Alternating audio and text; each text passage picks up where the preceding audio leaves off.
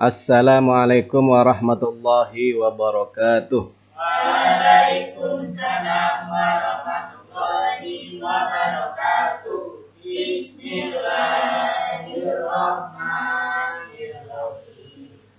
Anak-anak, sekarang saya PTM di kelas 11 IPS 4 hari Rabu tanggal 3 Maret tahun 2021 jam ke-7.8. Baik, dibuka buku paketnya, yaitu tentang PPN dan PPNBM. Kemudian LKS sama tentang PPN dan PPNBM. Saya mulai dari buku paket.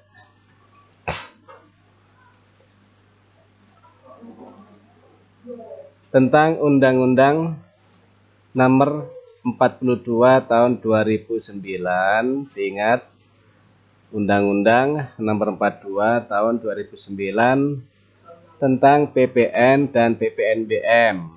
PPN singkatan dari pajak pertambahan nilai. PPNBM singkatan dari pajak penjualan atas barang mewah.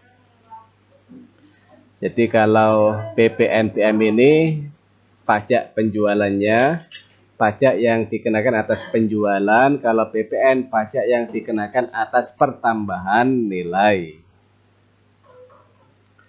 Perlu saya jelaskan dulu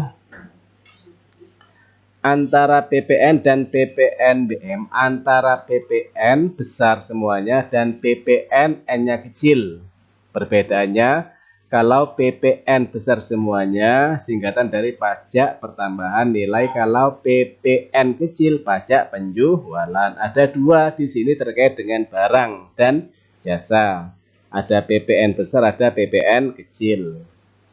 Bedanya di mana? PPN ini adalah barang yang nilainya bertambah setelah melalui proses produksi.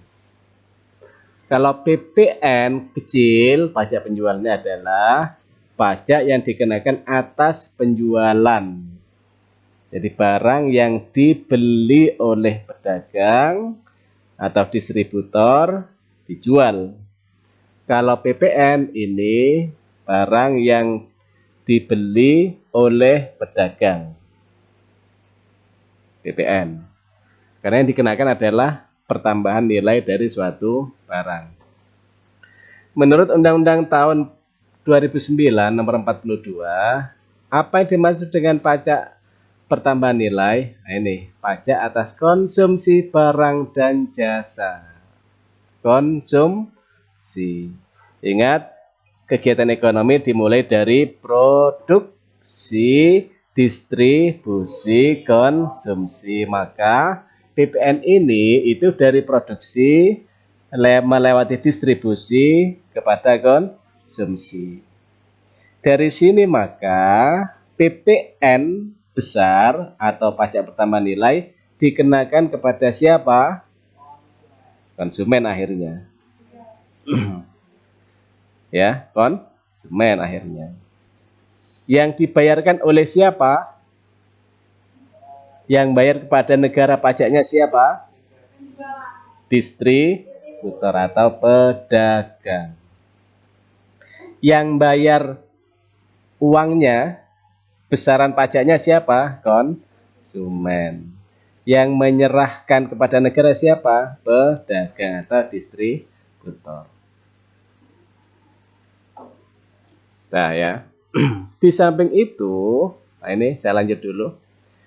Di daerah pabean yang dikenakan secara bertahap setiap jalur produksi dan distribusi. Jadi di jalur produksi kena, di jalur distribusi kena. Artinya apa?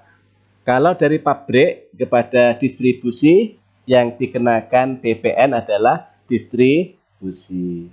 Kalau dari distribusi kepada konsumen yang dikenakan PPN adalah konsumen.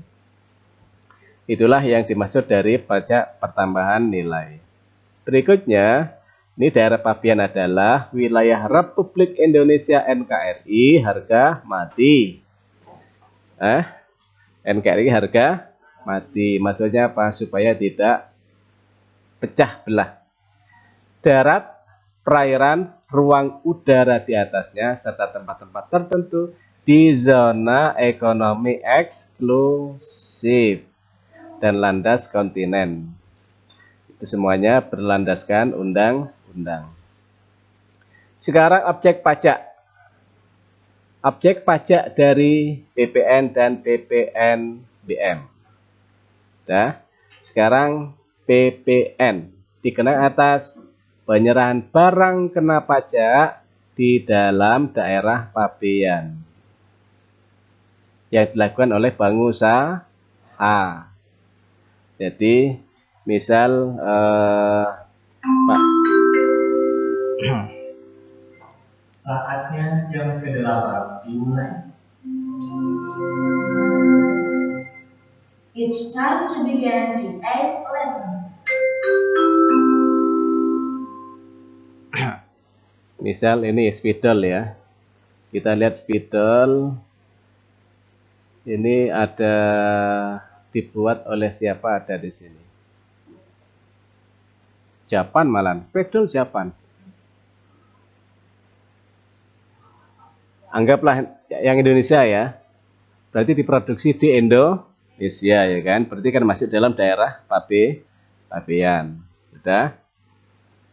Di perusahaan yang memproduksi spidol, sudah. Maka itu namanya produsen ya. Dari pabrik keluar dibeli oleh distributor, ini kena PPN.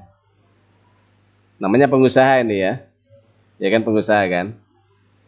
Artinya pengusaha di dalam negeri, diproduksi dalam negeri, diedarkan di dalam negeri. Kalau diproduksi di dalam negeri, diedarkan ke luar negeri, namanya barang ekspor. Kalau barang yang datang dari luar negeri dibeli oleh pedagang Indonesia, pabriknya ada di Cina, namanya barang impor. Yang semuanya kena pajak. Sudah. Pengusaha impor barang kena pajak, penyerahan jasa, barang dan jasa juga kena. Yang kena pajak oleh pengusaha, pemanfaatan barang kena pajak tidak berwujud dari luar daerah pabean dan lain-lain ya, atau ekspor barang dan lain-lain. Itu adalah pajak pertambahan nilai. Jadi dikenakan atas penyerahan barang. Saya ulang, pajak pertambahan nilai dikenakan ketika terjadi penyerahan barang atau jasa. Mana tadi? Nah ini, atau jasa. Jadi barang dari pabrik diproduksi ya, ini spidol diproduksi oleh pabrik ya. Terus diserahkan, berarti terjadi transaksi jual beli. Ketika penyerahan dikenakan PPN, diambillah oleh pedagang. Pedagang dijual ke konsumen, kena PPN. Jadi PPN itu adalah pajak yang dikenakan atas penyerahan barang atau jasa di dalam daerah pabean. Berikutnya adalah pajak penjualan atas barang mewah. Ini kategorinya hanya untuk barang mewah, mobil ya. Kemudian apa lagi? Televisi yang dari luar ya, yang mewah. Pokok yang barang-barang yang kategori mewah, ya, termasuk ada tas yang mewah ya kan, ada laptop yang mewah, macam-macam. Semua barang ada. Ada kategorinya. Sudah. Yang tergolong barang mewah, jadi sama penyerahan barang atas barang mewah, barang tersebut kena pajak. Paham maksud saya ya? Kan ada barang yang tidak kena pajak, ada barang yang kena pajak. Nanti itu ada apa item-itemnya. Contoh barang yang tidak kena pajak, apa? Barang tambang. Itu tidak kena pajak. Barang kebutuhan pokok tidak kena pajak. Ini yang dikenakan adalah penyerahan atas barang kena pajak. Ini kena pajak. Barang-barang yang bukan kebutuhan pokok kena pajak. Tapi yang kategori mewah, sudah, yang kategori mewah, sudah, dan impor barang kena pajak tergolong mewah. Yang kedua adalah pajak penjual atau barang mewah dikenakan hanya 1 kali. Jadi dikenakan 1 kali. Maksudnya apa? Berarti dari pabrik kepada pedagang. Setelah itu tidak kena lagi. Kalau yang ini, itu setiap alur penyerahan barang kena PPN. Kalau yang sini hanya 1 kali saja. Tergolong mewah oleh pengusaha. Jadi ada 2 ya. Ada yang penyerahan barang itu setiap kali penyerahan dikenakan pajak. Ada yang 1 kali penyerahan barang hanya dikenakan 1 kali pajak. PPN, BM. Paham ya? Paham.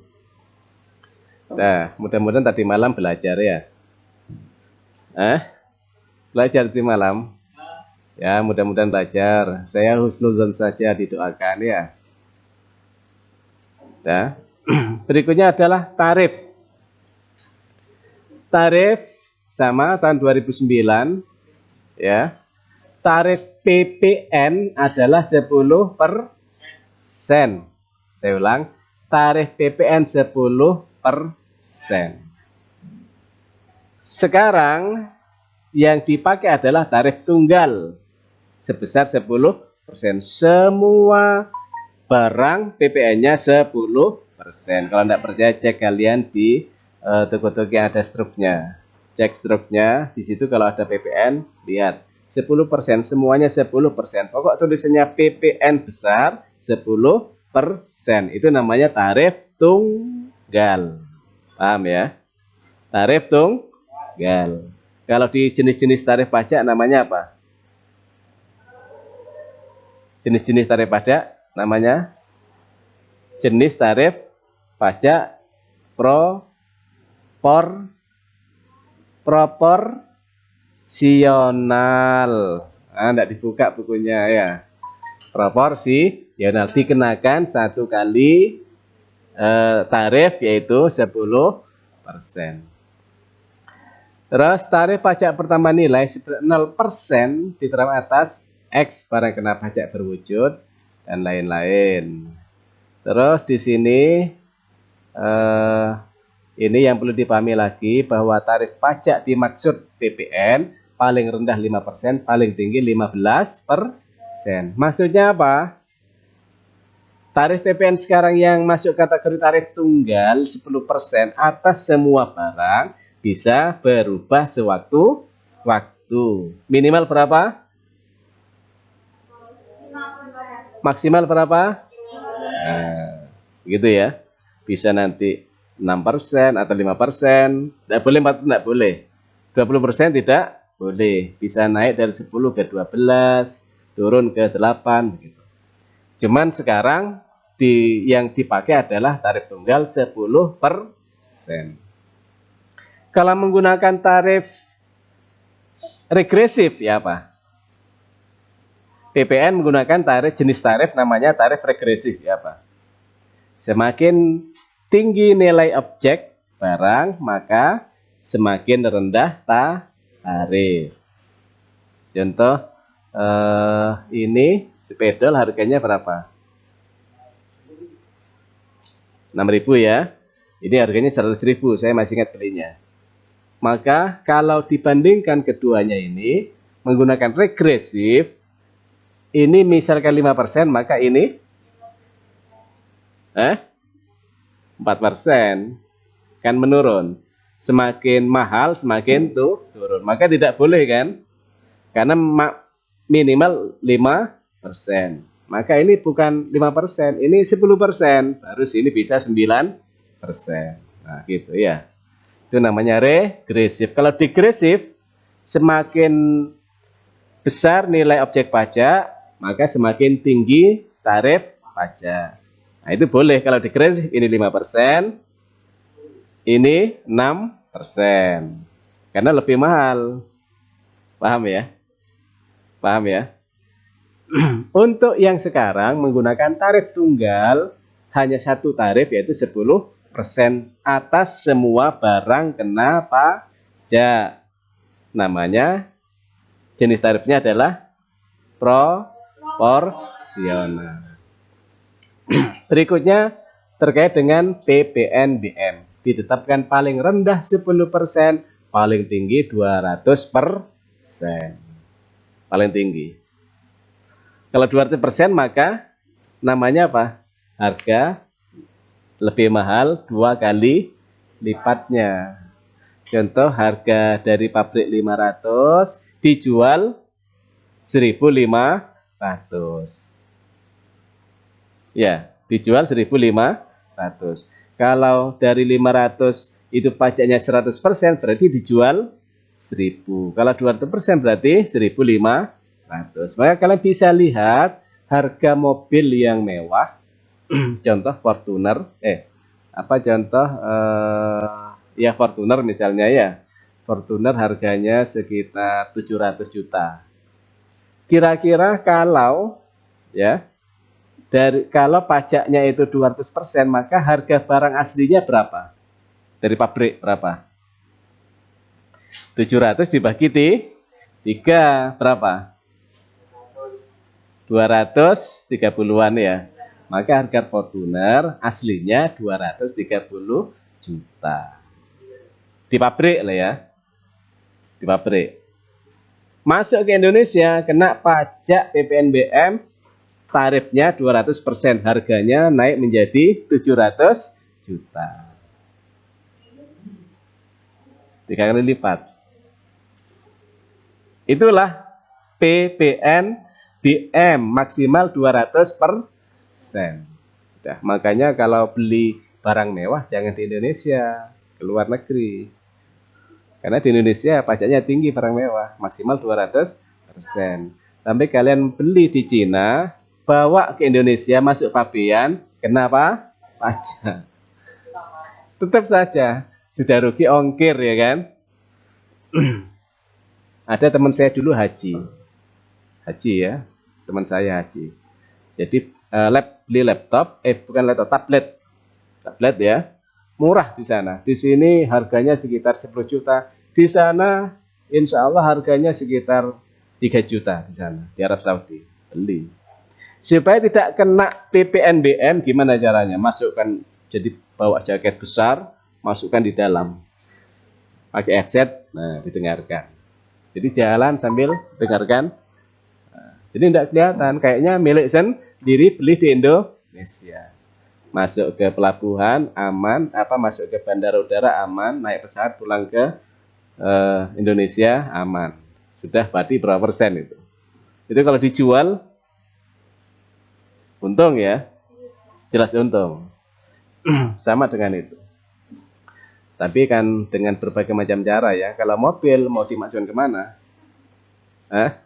Gampang, PIM salah PIM. Tidak bisa kembali lagi ya.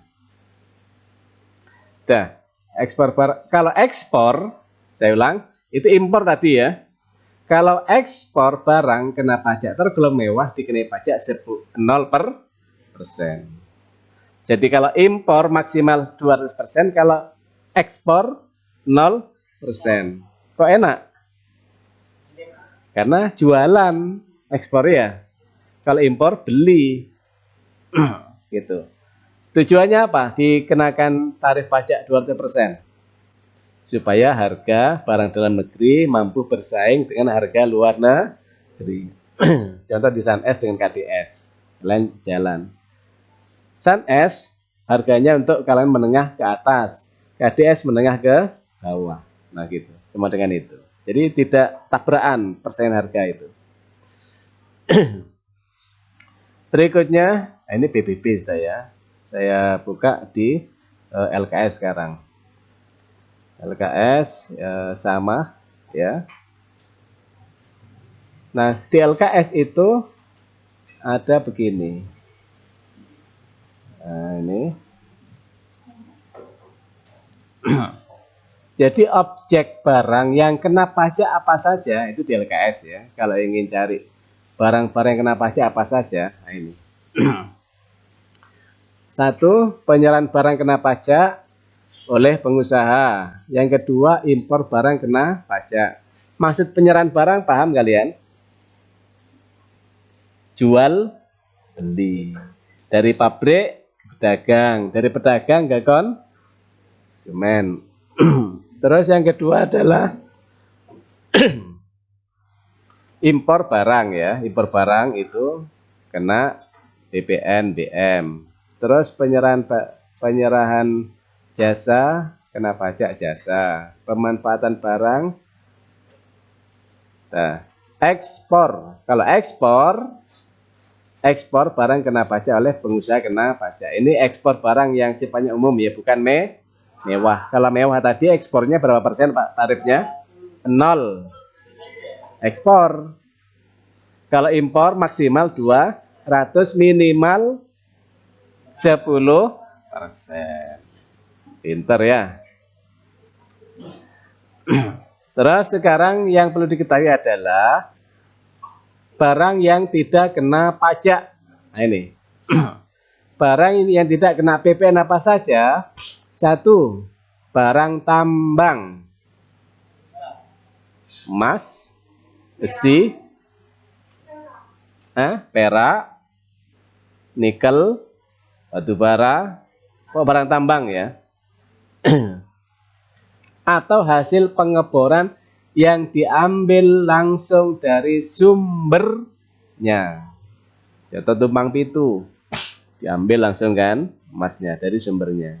Dari tumpang pitu kemudian diserahkan ke gudang, itu sudah beda lagi. Ini baru kena apa? Pajak. Tapi ketika saat pengeboran ini tidak kena apa? Pajak. Terus yang kedua adalah barang kebutuhan pokok. Beras, telur, ya kan? Apalagi sayur, gula, itu tidak kena apa? Tidak kena pajak, kebutuhan pokok. Terus makanan minuman yang disajikan di hotel, di restoran, di rumah makan, di warung, dan sejenisnya makanan yang disajikan. Makanan minuman ya. Di restoran, di hotel, restoran, depot, warung, rumah makan, apalagi kafe, apalagi itu tidak kena pajak PPN, betul? Di Banyuwangi kena apa enggak? Warung kena PPN apa enggak di Banyuwangi? Kena di Banyuwangi. Di Banyuwangi itu warung, restoran, depot, rumah makan ada ditulis di tembok itu, warung ini dikenakan PPN 10%. Jadi konsumen yang makan di warung ini dikenai tambahan PPN 10%. Banyuwangi kena Banyuwangi. Tapi tidak semuanya ya. Tidak semuanya. Ada teman saya menolak membayar PPN, ada. Teman saya punya warung. Ya, seperti itulah ya. Ada yang berani menolak, ada yang menerima. Uang tidak kena PPN. Maksudnya gimana ini? BI cetak uang tidak kena PPN. BI dari cetak uang diserahkan kepada bank atau jasa keuangan tidak kena PPN. Bank menyerahkan kepada nasabah tidak kena PPN. Uang itu kan usaha kan ya, uang lah.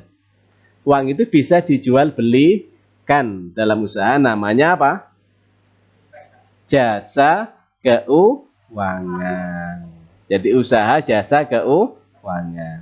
Jadi bukan uangnya yang dijual belikan, tapi jasa atas uang itu yang dijual belikan. Itu tidak kena pajak. Emas batangan. Kalian punya emas batangan?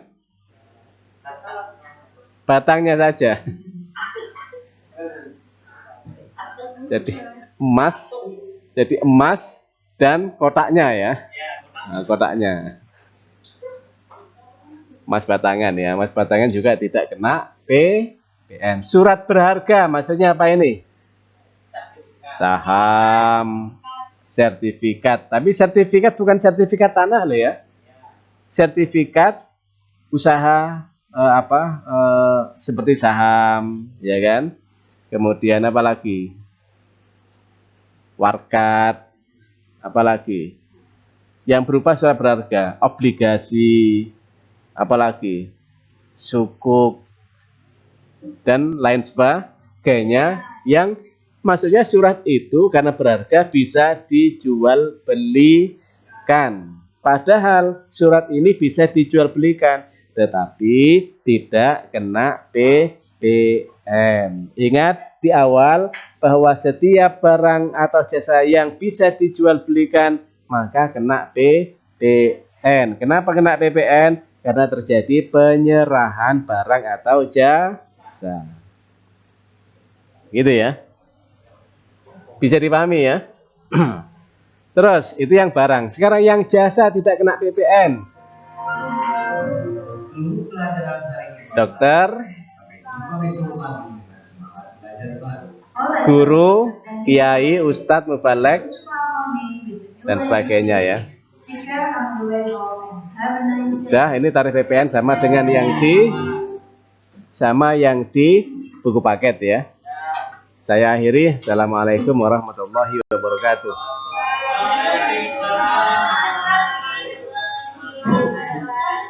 Alhamdulillahirabbil alamin.